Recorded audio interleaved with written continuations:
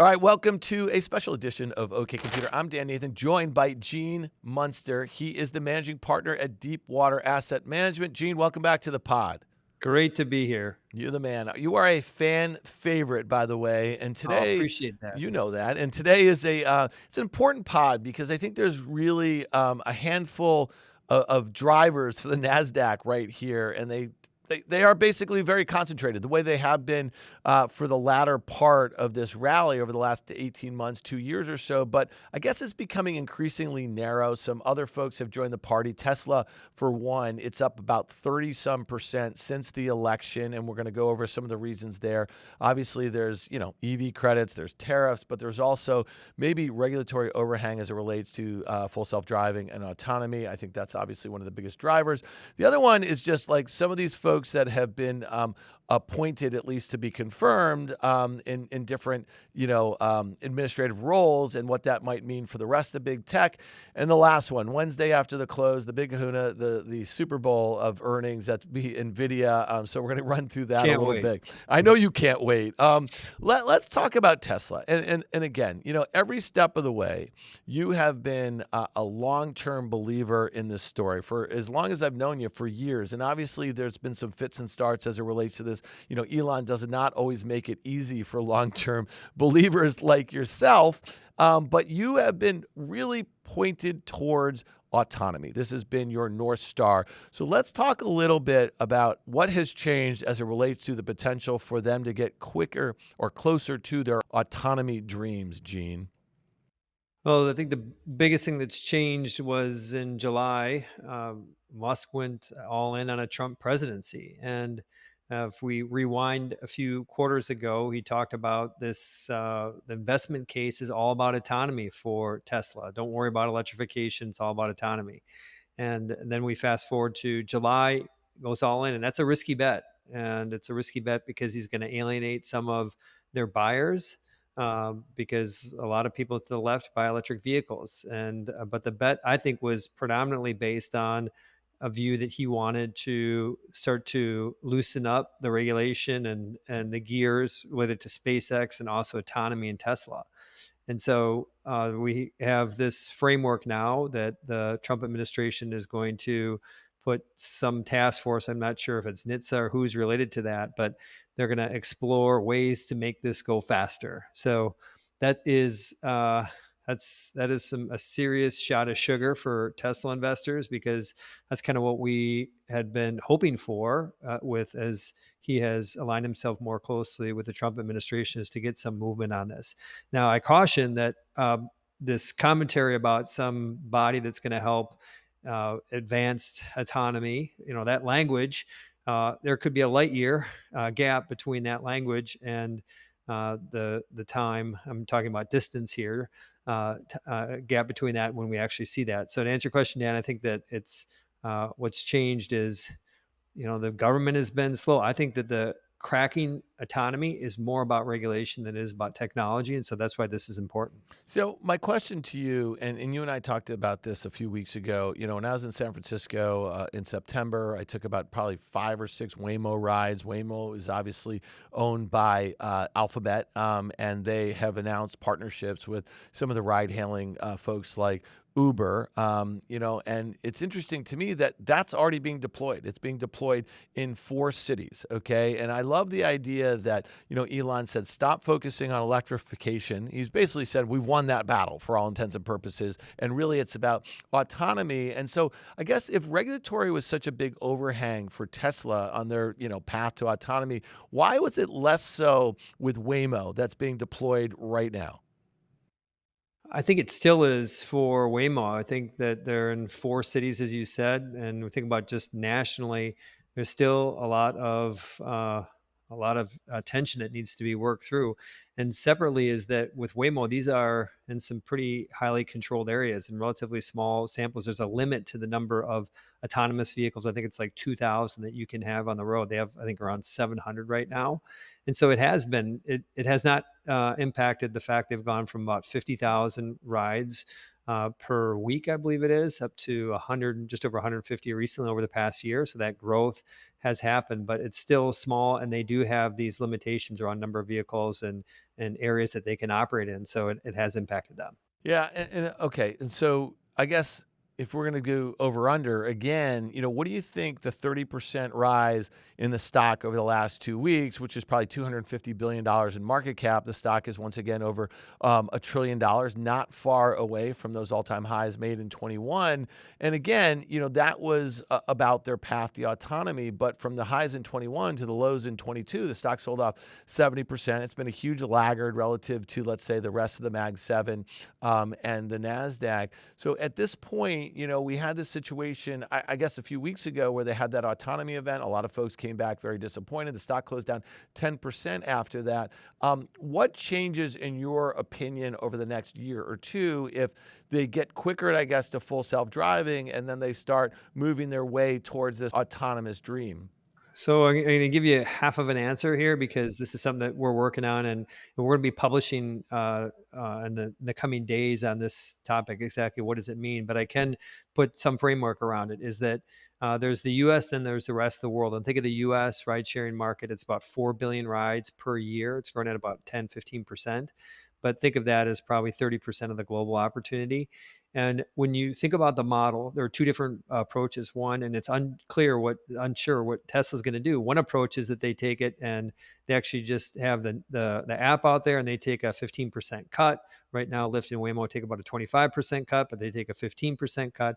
Another is that they could actually own part of the fleet, which is more of the Waymo model. And I can say, in doing this, the work that we're doing right now, it is shocking what happens when you take the cost of a driver out of the equation, the cost of the human. And so when I think about that 30% move, that increase in value, I think a lot of that is based on this meme stock frenzy that's going around Tesla. I think there's some of it that's related to this autonomous piece. But I think that the numbers to get it to work and for the stock to continue to go up, you've got to get autonomy in the US and the rest of the world. Yeah, no doubt. And again, I think it's a good differentiation between what the rest of the world is willing to endure versus the U.S. And so the fleet stuff is interesting. So Uber sold off about 20%. It really originally gapped up after the robotaxi event a few weeks ago, 10% to a new all-time Yeah. high. And since then, it's down about 20%. And I almost wonder if there's a tremendous opportunity in Uber down here, relative to what's likely to play out in the next year or so for Tesla and autonomy. So we're in kind of thinking all this through here, but I can say is that if you look at Waymo's model and this relationship that they have with Uber today, it's unclear what their take rate is, what Waymo's take rate is from Uber, because essentially Uber is like lead generation for Waymo right now. But my sense is that they probably over time don't need a brand around it, some lead generation, if they ultimately own the fleet, own the software. And so my cautionary comment for Uber and Lyft investors is like, what do they actually bring to the table long term? They've got a brand, but do people really care about switching brands when you can save a few bucks on your ride? I think that they're just in a dicey spot long term. Yeah, and I guess the question I have is also from a regulatory standpoint, if it's going to be that much easier in the next few years relative to the last few years as it relates to M&A, why wouldn't Tesla just buy Lyft? It's got, an $8 billion market cap, and why wouldn't Alphabet figure some way to kind of merge Waymo with Uber? Because then you're really kind of, killing two birds with one stone for both of these folks. And then I think the other thing that you would agree is that there's plenty of room for multiple players. I know that ride hailing, it felt like, okay, there was room for multiple players, and then it just became Uber and everyone else, and Lyft is this kind of little thing. And I guess regulators like the fact that it's just not a one-way train. I mean, do you think there's potential for M&A in this space under a better regulatory environment for these sorts of deals?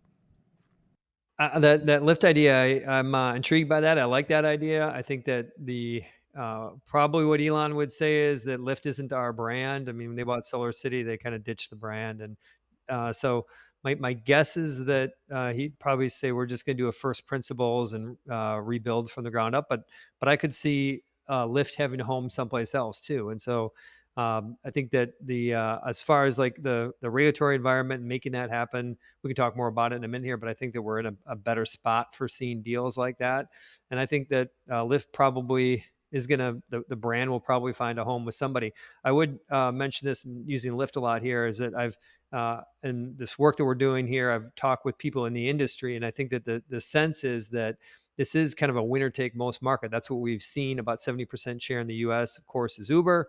And just the reason why it's a winner take most, it's just it's a commodity like a ride. It's people just want to get from here to there safe and at the cheapest price. And so you really don't need like 10 different players to do that. And so I could see a situation where you could see a change out of who is in control of this, but it maintains kind of a winner take most type of a market longer term. All right, let's talk about tariffs. In January, I remember Elon on his Q4 call talked about, without trade barriers for Chinese EVs, I think he used the term they're going to demolish everyone. So we've gone back and forth between does he like credits, does he like EVs, and it seems to be, every other month there's a different take on this. And let's just kind of talk about tariffs. We can talk it broader. Apple is obviously one that would be, in a trade war or a stepped up trade war with China. They have obviously a lot to lose. How are you thinking about this? Because I think most folks out there who have a brain about, just kind of, how economics work, they don't want to see a heightened trade war with increased tariffs. Trump has kind of threatened 60% across the board for anything coming in from China. We all know what that would do to the economies of the U.S., but also probably China. And it's, no one wins in that scenario. So thoughts here, how you're thinking about, increased tariffs as it relates to, let's just say, it really is about Tesla and Apple. We don't have much of an issue as it It's relates fair. to Google and Amazon and Meta and the like. Definitely is, and it's a rare topic because I think that there is consensus across whatever your political flavor is that tariffs are bad, and so near term bad, long term bad. You can probably debate around the edges to it, but for the most part, how am I thinking about this? Is it's something that I'm worried, and the market's largely looking past right now, and I'm surprised that it's so comfortable at doing what it's doing. I have a theory about why it's doing that, but it's looking past, I think, the risk of these tariffs. And part of the reason why is I think that even though there was tariffs put in when Trump was in the office before, I think that most investors don't believe that it's actually going to come to fruition the same level that he's talked about, that it's going to be for saber rattling and for negotiation and leverage and things like that. So I would say this is who knows what the answer is to that, serious, not serious. But if tariffs happen, these stocks are going down. And as far as like the impact to something like Tesla, I think that the relationship that Musk has with Trump. I mean, there's substance there. There's probably a whole nother pod we could do just talk about the legality of that relationship and how that all plays through. But beyond that, I think that as far as Tesla is concerned, I think that there would be probably some form of a sparing. And when it comes to Apple, of course, Cook did a masterful job of navigating that many years ago. And my sense is that Trump's not going to want to try to want to create some provisions for Apple. And because Apple's brand really is a global sign of innovation for the US. And I think that that's important for the Trump administration. I don't think that they're going to want to damage that. And so you're correct at identifying these two. It's something that worries me, what happens with it. My sense is they're probably going to figure out a way to navigate it so there's not much damage to at least those two companies. Yeah, and what did you make? Again, I think you're 100% spot on. I mean, I think Elon Musk is obviously in the catbird seat, and I think that Trump is the sort of guy who would kind of override many of his other advisors to go with the recommendations of a guy like Musk. And then when you think about Musk, as it relates to SpaceX and Starlink, and obviously Tesla and Twitter, I mean, he's got lots and lots of reasons to stay very close to the Trump administration, for the next few years or so. When you think about Tim Cook, and you just said it, he had been pretty masterful about how he dealt with the prior Trump administration for tariffs. They had a lot of their products that were excluded from them. Think about Jeff Bezos. He's no longer the CEO of Amazon, but the little trick that he pulled with the Washington Post and the non-endorsement, in the lead up to the Yeah. election, he obviously owns Washington Post. You saw that on November 6th, the day after the election. It seemed like almost every major CEO of a large tech company came out with what seemed like a pretty orchestrated sort of congratulations as it related. Hmm. So you saw Mark Zuckerberg, you saw Sundar, you saw Satya. And when you also think about just how quiet a lot of those companies were in the lead up to the election, it seems like many of them were hedging their bets. So you have JD Vance, who is the VP, elect, who's been very critical of mega cap tech. You see this new FCC, nomination, also very critical of mega cap tech. It seems to be the White House might be in very different odds with some of the folks that are, charged to carrying out government policy, as it relates to these companies. So thoughts there. I feel like I got to be again. I don't like getting into politics. I'm going to try to walk the line here. I think that there seems to be a little bit of mixed message from what JD's saying and what Donald Trump is saying in terms of. I think Donald Trump's view is that there should be less regulation, let companies run, lower taxes, all that kind of view. And JD Vance has a different view.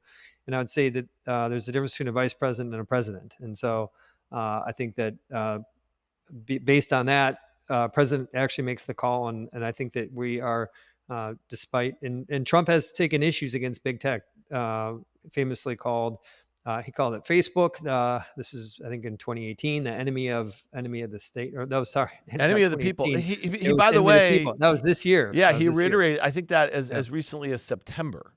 yeah. So um, I think that again, it kind of plays into this. Like, what's the administration ultimately going to stand for? Is it going to stand for kind of letting these companies kind of run and move forward? I would say this is that when you have somebody like Elon Musk who is in your ear and who is like is about as versed in AI as anyone in the world. Remember, he was one of the early founders of OpenAI.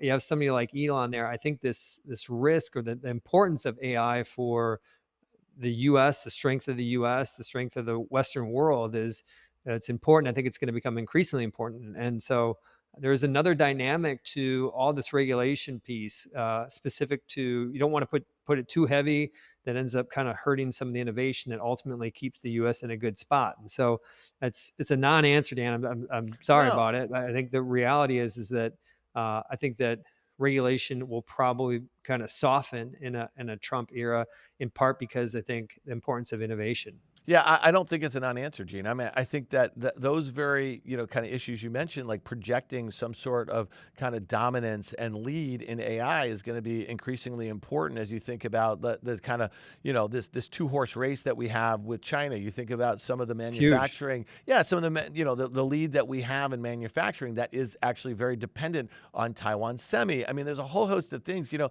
Biden administration has been very tough on many of these issues. So I think a lot of these folks, whether they be in the executive branch or the legislative branch, they get this. And going forward, it's going to be increasingly important. So a sort of hands-off approach to how these companies, our companies, are viewing these sorts of issues, I think is important. But by the same token, one of the reasons why the regulators have been all over this, and I think it's kind of a bipartisan issue, is a lot of these companies have become too powerful, right? And so you think about all the Right. tentacles that they have in different parts of our lives. So it's going to be a really interesting push and pull. We know that Trump and the cult of personality is very important to him, and he's likely to kind of lean into some of these relationships, especially for those who bend the knee. And maybe that is Jeff Bezos. Maybe he learned his lesson from the first time around. Maybe it is Tim Yeah. Cook, that sort of thing. So I get it. When you think about, though, some of the kind of regulatory headwinds that have been, Amazon, Apple, Meta, Google, they've all have like suits against them from whether it be the FTC, the DOJ, that sort of thing. Which one of those or all of them, I mean, however you want to kind of think about it, which one do you think stands to gain over some sort of more laissez-faire sort of regulatory environment? Well, I think just in terms of what's going on, a little bit of a slightly different question as far as what's going on. I think that the what's happening between Apple and Google related to this search deal. I mean, this could be a huge win for Google. I think it would be a measurable loss. We're talking about 15% of Apple's operating income comes from this relationship, and so and ultimately Google is going to maintain the share. They said on this most Sundar said on their most recent earnings call when asked about it, he said, if this gets voided, this deal between us and Apple, there are unintended consequences, and that's all he would say. I don't know what those unintended consequences are beyond that. Google will lose a little bit of share early and then gain it back. But I think if there's no changes to the regular environment and that deal ends up getting voided, I don't want to put probabilities on it, but that I think would be a loss for Apple, a win for Google. As far as kind of in this the new world, like who potentially could gain with something that is that's looser. Let's take the regulatory piece. Which of the mega cap companies need to do more M&A related to AI is kind of the center question. And I think it's Amazon and Apple. Those two are. Amazon's been largely a partner approach. Same with Apple. And Apple does a lot of deals. They do 30 to 50 deals a year. Most of them are so small. All of them are almost too small to even catch the news. They're typically acqui-hires. But I think that that's something where Apple could, whether they buy, it wouldn't make a ton of sense for Anthropic given Amazon's investment. Maybe it's Amazon buying Anthropic. But I think those two in a looser regulatory environment, given what's at stake. I mean, this is existential risk for all these mega cap companies. That's why they're spending on Nvidia.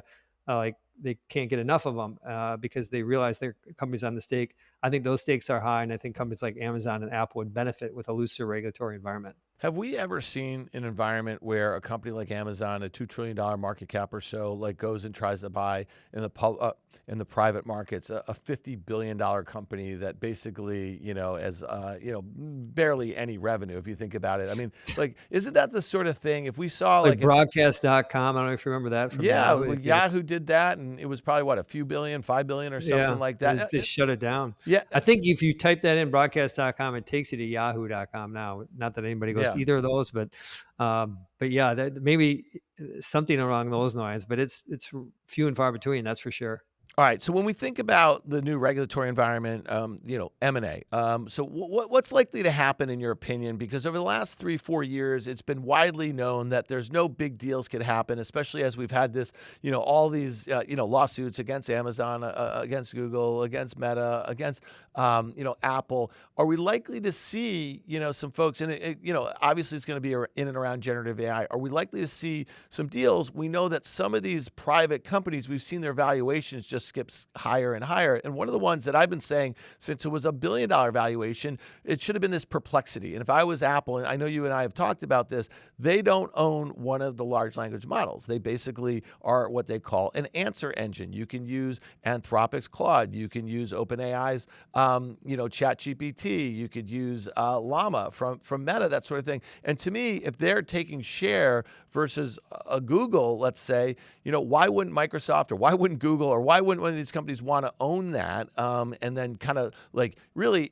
inject it into their own consumer-facing products? Again, it is a consumer-facing products. We know that plenty of these, models have, enterprise applications. That's the route that Microsoft has gone down with Copilot and the like here. Just curious as you think about some of these private companies that have seen meaningful, at least value appreciation over the last year and a half. Are they any of them on the block, in your opinion?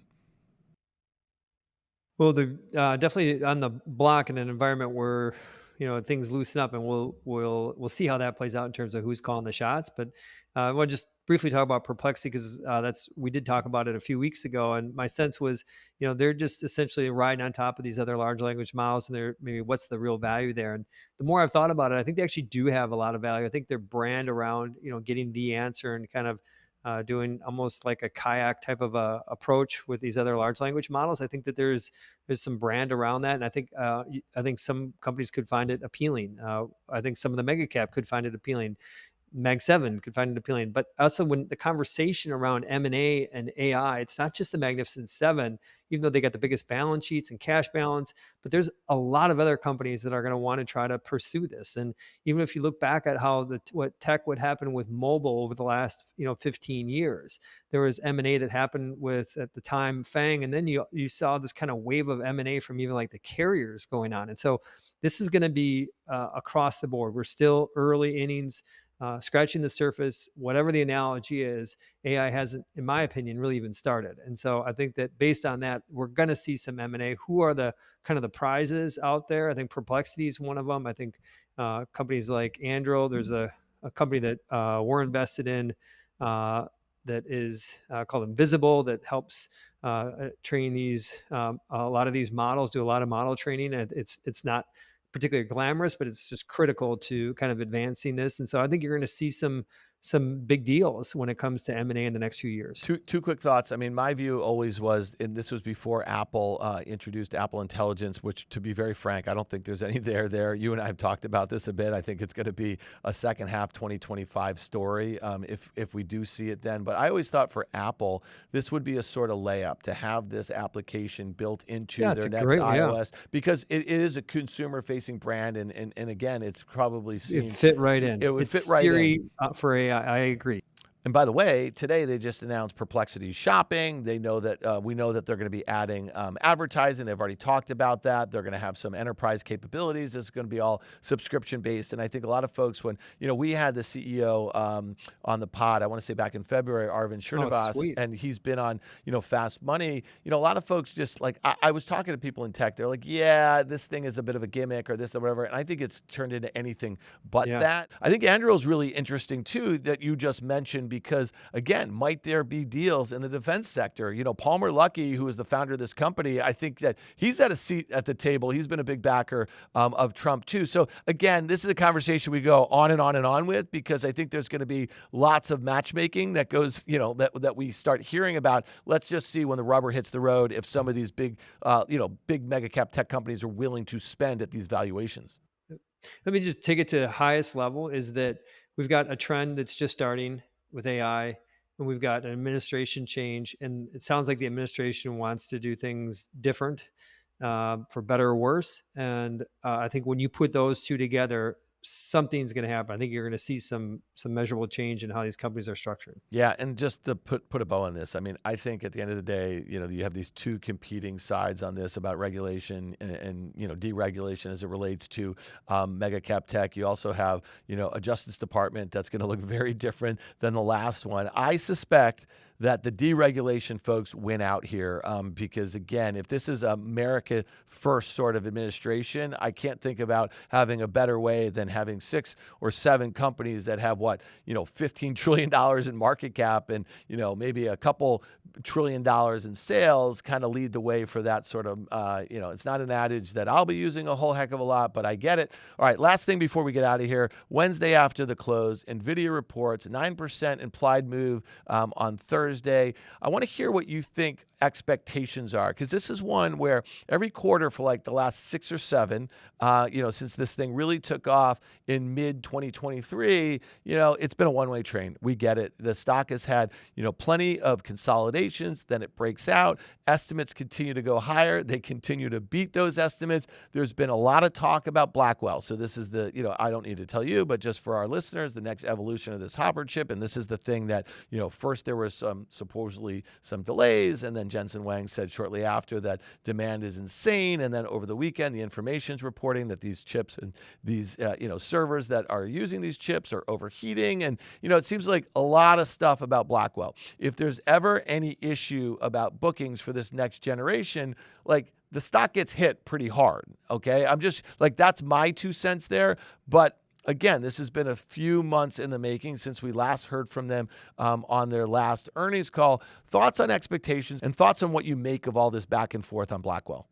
I think the back and forth on Blackwell, there's heating things that happen with chips and racks, and it's a liquid cooled chip. But I think that this kind of works itself out. I think the bigger question is, what's demand look like in 25 and 26? And those numbers have been coming up. I'm just quickly checking here. The street's now, that's looking for 21% for calendar 26 for revenue growth. It was up from 20% 3 months ago. But the funny thing is the 2025 numbers have gone from 40 to 48%. So they've come up, but 2026 hasn't. So that's really what orbits around the conversation with Blackwell. And if I was going to boil it down to one thing to focus on, there's going to be a lot of things going on with the guidance, with the print, the margins, all of that. Is I'm going to read a quote from last quarter from Jensen on Blackwell demand. He said, or at least the supply demand equilibrium, demand for Blackwell platforms is well above supply. We expect this to continue into next year.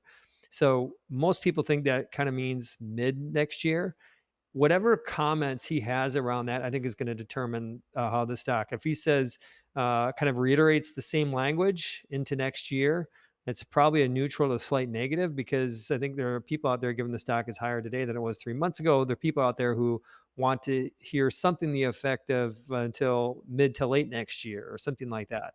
So again, maybe the power thing ends up impacting availability too. I don't think it will, but the bottom line, I think that's where this whole thing comes down to, is the earnings call and what they say about how far out, because that is a leading indicator to what the 25 numbers ultimately are going to look like and what the 26 numbers are. Yeah, and what was your takeaway over the last couple weeks? AMAT, again, their guidance that they gave was very disappointing. ASML a few weeks earlier than Yeah. that. A lot of people are trying to kind of put together some of the different threads here. We know that memory has not been that great. We heard from Micron a couple months ago, that sort of thing.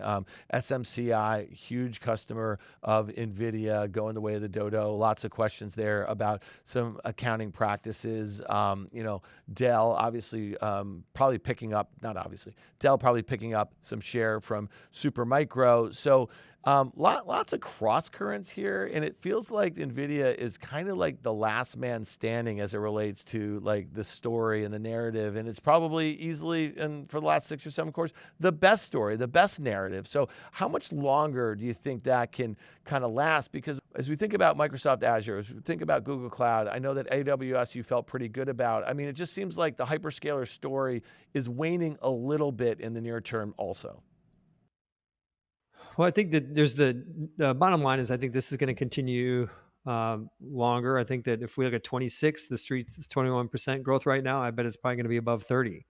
And so I think that there's still measurable upside to the numbers. And part is, I believe that there's still this risk that mega caps have about how much they're going to spend, and they can't fall behind on this. We talked about that a little bit earlier. Um, all these other topics too, these negative data points, I think it's really important that there's another topic that is kind of emerging, which is, are the scaling laws holding together? So scaling laws are essentially the same concept of what we had with Moore's law back in the 70s, 80s, 90s. And so essentially, do you need to keep throwing more and more compute at this? And so there's been some talk that those kind of disappointing data points are a sign that the scaling laws are not holding together. And my sense is that the scaling laws will hold together. I think that you do have to throw more compute at this. If scaling laws hold together, you have to throw essentially more and more GPUs to get artificial intelligence to the spot where it's going to provide more value. If they hold together, NVIDIA is going to grow faster for longer. And so if they start to fray on the edges, if that topic starts to break down, then the stock's going to break down. One final piece is with NVIDIA. I think it's important. We own it. We think that this ultimately is going to continue to grow faster for longer. This is a boom and bust story. The quarter before, their January of 23 quarter, their business was down, I think it was 21% in the quarter. So this is boom and bust. We're going to have a bust at some point. I don't think we're close to being there. Yeah, no, and again, the only problem I have is the concentration of the story, the universal bullishness. The stock's up nearly That's, yeah. 200% of the year. Every other tick, it goes back and forth between Apple as the largest market cap company in the U.S. And, I just find very few stories with this sort of euphoria and this sort of consensus. And you've been very clear, when you've owned the stock, that you think there can be bust. When the stock sold off from its highs in June to its lows in August, I think it went from $140 to maybe mid 90s or so. You can do the math on that. It didn't last very long. At some point, though, we might have a situation that's not too dissimilar from the highs in 2021 to the lows in 2022. And a bunch of stocks lost 60, 70% of their value. Nvidia was one of them. Tesla was another. Netflix was the other. All right, Gene Munster, I really appreciate you being here. Gene Munster is the managing partner at Deepwater Asset Management. Gene, I hope you come back really soon. I'll see you soon. Thank you.